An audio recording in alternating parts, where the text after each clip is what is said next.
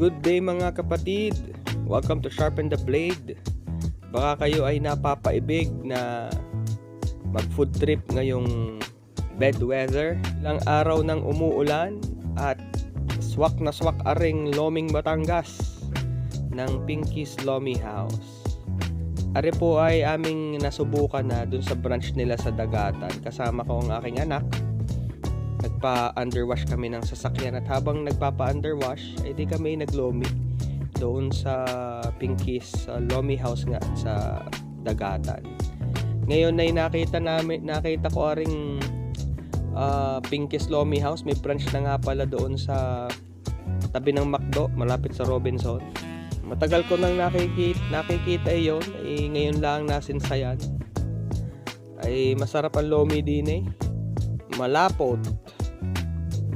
Basic ang lahok, ang toppings